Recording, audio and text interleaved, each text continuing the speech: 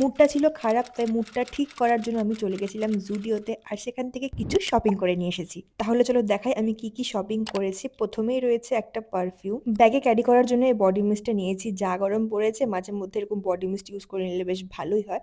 আর স্মেলটা ঠিকঠাক আছে, বাট খুব একটা লং লাস্টিং না। এই মুডটা ঠিক করার জন্য কত কি না, একটা নেল রিমুভার কিনে নিয়েছি, যার আমার কোনো রকমের দরকার ছিল না, কিন্তু 49 রুপিস দাম, তো খুব একটা খরচা হয়নি। এবার ইউজ করে দেখতে হবে নেল রিমুভারটা কেমন, আর রিভিউ চাইলে কিন্তু বলো। আর এরপরে রয়েছে এমন একটা জিনিস যেটা আমি নেবো, আমি কখনো ভাবতেও পারিনি। সেটা হলো গিয়ে একটা হ্যান্ড ক্রিম। মানে আমি আগে ভাবতাম মানুষজন হ্যান্ড ক্রিম কেন ইউজ করে, আর আজকে আমি সেই হ্যান্ড ক্রিম কিনেছি। মানে ভাবো আমার অবস্থা। হ্যান্ড ক্রিমে তো ট্রাইমের অপশন ছিল না, তো এটাকে আমি যখন আনব্যাক করলাম, বেশ একটা বোরো প্লাসের মতো স্মেল লাগছে, তো খুব একটা ভালো লাগছে না, কিন্তু ঠিক আছে। 79 রুপিসের মতো প্রাইস, এই বলে মনটাকে সান্ত্বনা দিচ্ছি, কি আর করা যাবে। বাট প্যাকেজিংটা কিন্তু খুবই কিউট, এটা মানতে হবে। আর লাস্টে রয়েছে কতগুলো ওয়েট টিস্যু, যেগুলোর আমার কোনো রকমের দরকার ছিল না, কিন্তু তবুও আমি নিয়েছি, কি আর করা যাবে। তো দুটো ওয়েট টিস্যু নিয়েছি, আর দুটো হচ্ছে গিয়ে রিমুভার নিয়েছি। একটা হচ্ছে গিয়ে আই মেকআপ রিমুভার, একটা হচ্ছে লিপস্টিক রিমুভার। তো এ থেকে আমরা কি শিখলাম, মুড অফ হলে বা মুড খুব ভালো থাকলে ভুল করেও শপিং করতে যাবে না, হলে আমার মতো বেকার শপিং করে চলে আসবে। এরকম আরো ভিডিও দেখতে হলে অবশ্যই আমার চ্যানেলটা সাবস্ক্রাইব